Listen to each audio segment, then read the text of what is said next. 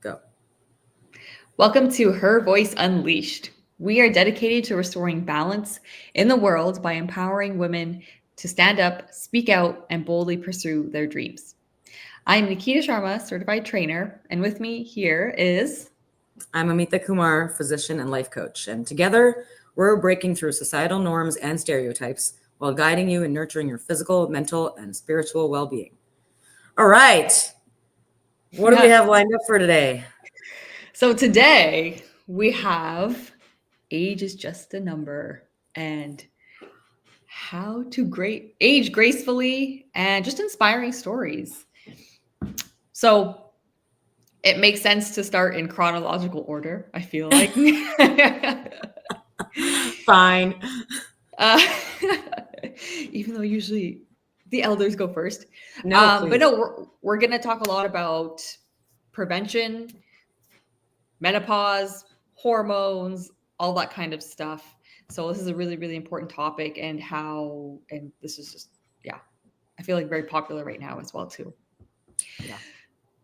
So I'll kind of take over the first half of the younger age demographic, and then Amita will tell me about her experience with herself and her clients who are quite a bit older. Anyways, so for me personally, and I'm sure with everyone, they found in their 20s, right? They could eat whatever. They didn't have to exercise too much, and they looked fine, like they looked decent, right? It didn't have to.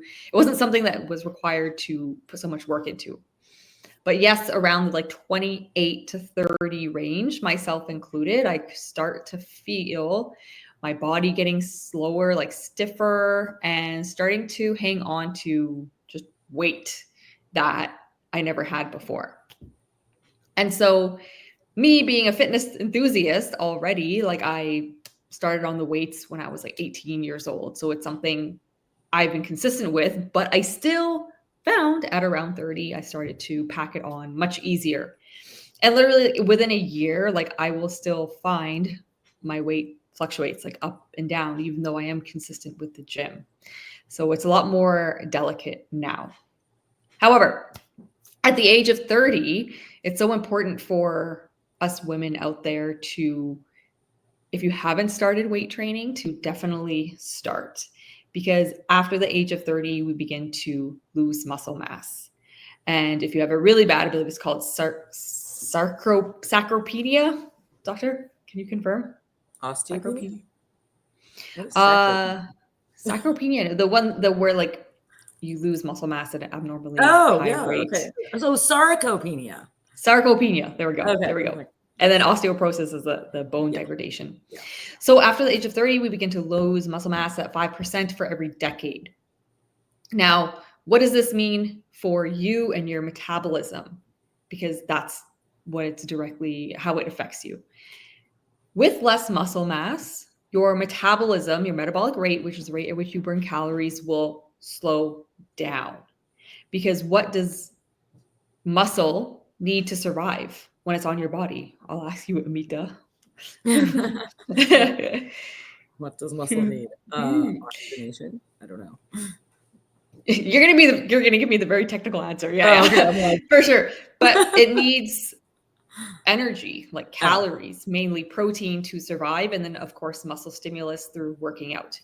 So those two things, it needs muscle stimulus and energy to survive. And it's going to get that energy from your fat stores if you have it. If you don't have it, you're going to be mostly made up of fat cells.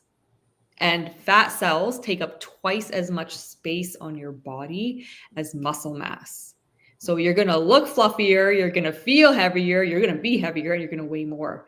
So, really, the loophole to keeping weight off for good after 30 is to maintain muscle mass.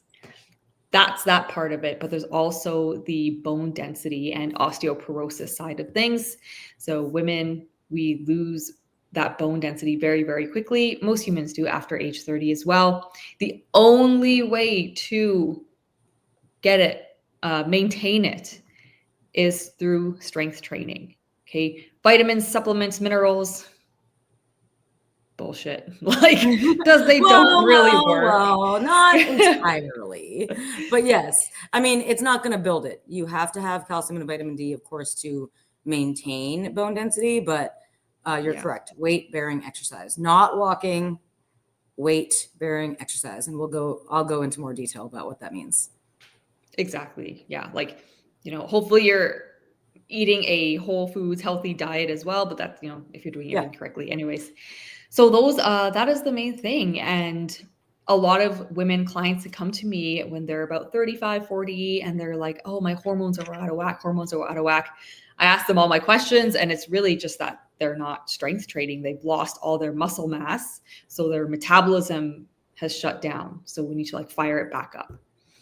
So that is preventative work, and it's not sexy. No one likes to do it. And I was talking with my boyfriend earlier. I was like, man, humans, we learn the hard way. Like, if there's nothing burning our butts to make us change, we're not going to do it.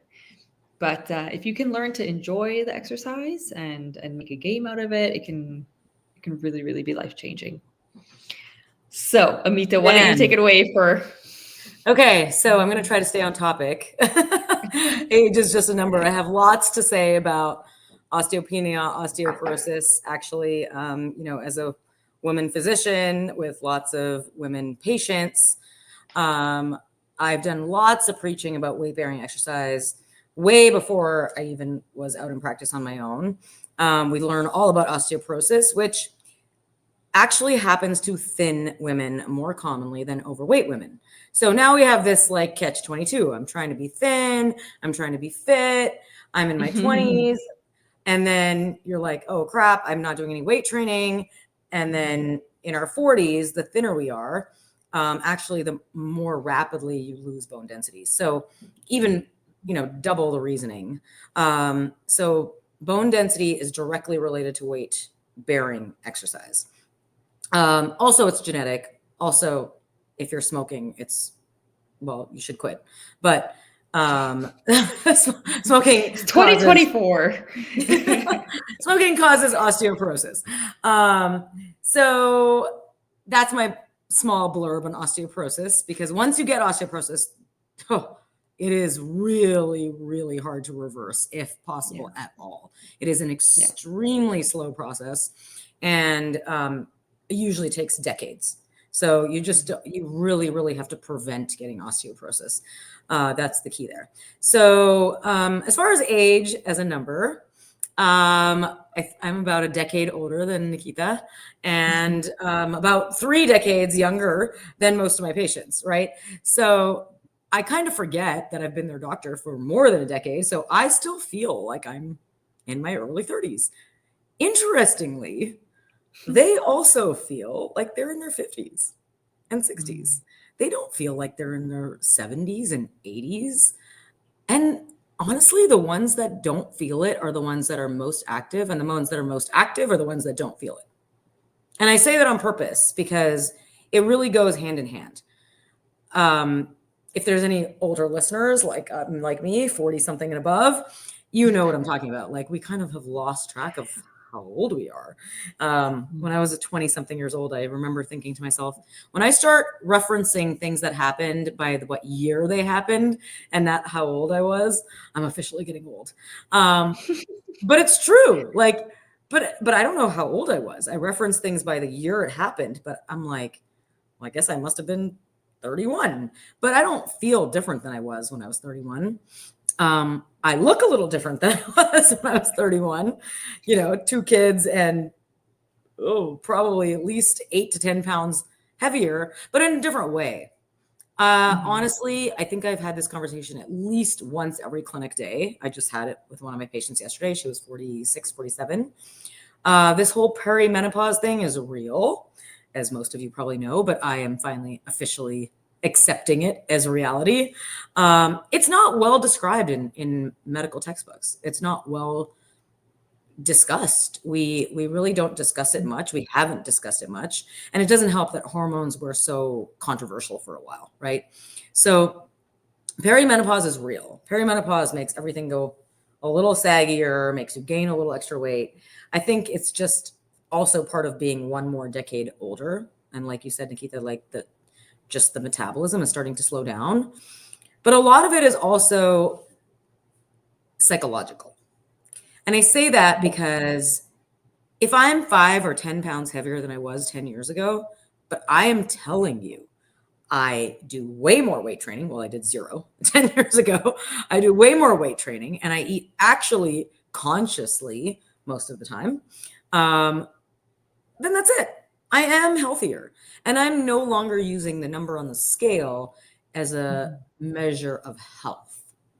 Mm-hmm. And I think we put a lot of emphasis on the number on the scale, especially in comparison to what we were or what we want to be. So there's this whole thing about, I want to lose 20 pounds, 40 pounds, 100 pounds. Okay, but like why? But also, is it reasonable? And if you starve, you'll probably lose 20 pounds, but that doesn't make it healthy. Mm-hmm. And I'm not going to get on the soapbox of weight loss drugs. I'm not opposed to weight loss drugs, but there is a healthy way to do it. If you take weight loss drugs so that you can just eat less junk, we have to really reevaluate the situation. I think, again, I'm just going to bring up the scale again because I think it can be our worst enemy. It can obviously be helpful. I'm just going to go ahead and recommend elastic pants. Okay. Us doctors wear scrubs for a reason. I don't actually. I just never got into them. But I do have elastic pants. And that's okay. I'm okay with that. And I'm also okay with the fact that I'm not saying that the scale number doesn't bug me. My point is, if I'm feeling like I'm healthy and I know I'm actively more healthy and eating more healthy, then that's all that truly actually matters. You can ask me again, I'm 53. But it's a constant thing. It's a constant battle in our heads. I don't know. Do you go through some of that too? Oh, for sure. Where the topic is age is just a number, but it should be as well. Weight on the scale is just a number as well, too.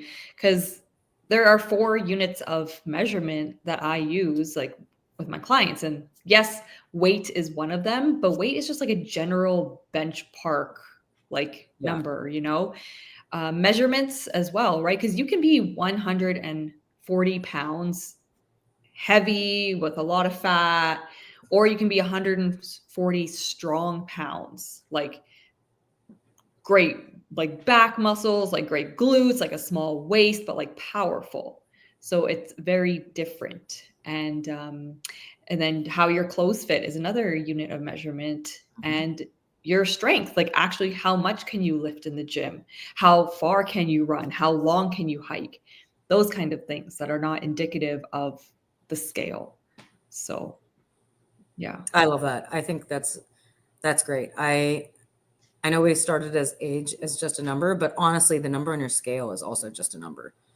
We all know that there's all these parts of it. There's percentages and body fat and muscle and all these things, right? Like you can get the fancy scan, but it really is about how you feel and being true to yourself, being honest about your exercise routine and also your nutrition. Yeah. And we'll talk about osteoporosis another time. Yeah. And something else that is so important is people, there's the phrase, right? Oh, once you hit 30, 40, 50, whatever age it is, that it's all downhill from here.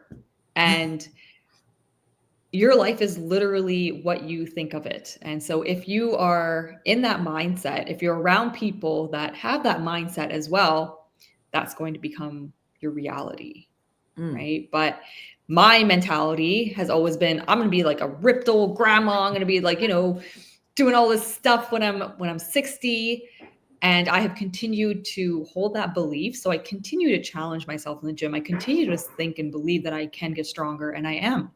I'm the strongest, most flexible I've ever been in my life, maybe except for when I was a baby, we're really flexible then. But age truly is a number, and you can start at any age. I had clients who were 60, and it's tougher. It's definitely harder, but it's doable. You're able to get stronger faster, fitter, whatever, at any age. It's all about what you believe and the habits that you integrate into your life. So Awesome. yeah. Thank you. All right. Thanks for watching, everyone. Bye.